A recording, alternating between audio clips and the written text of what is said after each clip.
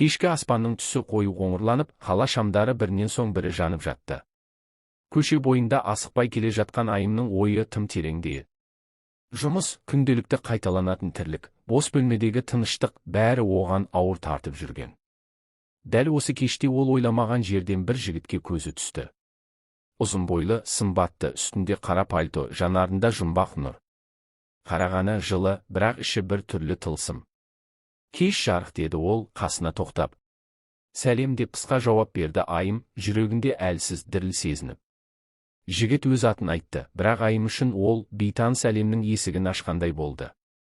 Сөздері нық, дауысы жұмсақ, әр сөйлемі ұйқастай өрілгендей, жүрекке жылы тиді. Келесі күндері олар тағы да кездесті. Әуелі қысқа амандасу, сосын қысқа әңгіме, ақыры ұзақ серуендер басталды. Жігіт оған қамқорлық танытып, қолын ұстай бастады. Сен менің өміріме жарық әкелдің, деді бір кеште ол. Айым жымиып қана қойды, бірақ ішінде сенім мен қорқыныш араласып жатты. Бір күні жігіт оны үйіне қонаққа шақырды. Үйдің іші жылы, шам жарығы жұмсақ, дастарханда хош иісті шай мен тәттілер. Айым алғашында сәл қысылғанымен, оның көзқарасы мен сөздері бойындағы күмәнді жойды.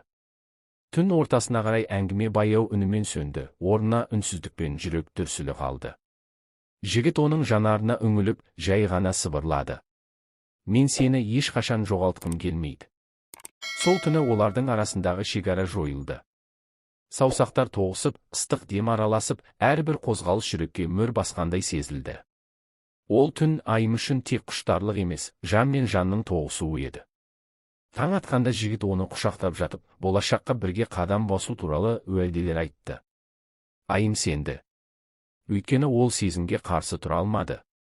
Бірақ арада бірнеше күн өткен соң, жігіт хабарсыз кетті. Телефоны өшірулі, әлеуметтік желідегі парақшалары жабық. Айымның ішін белгісіз уайым мен қорқыныш басты. Ақыры ол жігіт жайлы шындықты естіді. Ол басқа қалада басқа елмен бірге өмір сүріп жүрген екен. Сол түнгі сөздер, уәделер, бәрі жай ғана ойын болыпты. Айым ұзақ үнсіз отырды. Жүрегінің ауырғанын жасырмады. Бірақ бір сәтте түсінді, ол түн, ол сезім, жалған сөздердің көлеңкесінде қалса да, өзінің шынайы болғанын. Сол күннен кейін ол жігіттің атында, бейнесінде еске алмауға тырысты. Бірақ кейде түн тыныштығында, шам жарығы астында, сол бір жалған уәде қайта құлағына сыбырлағандай болады.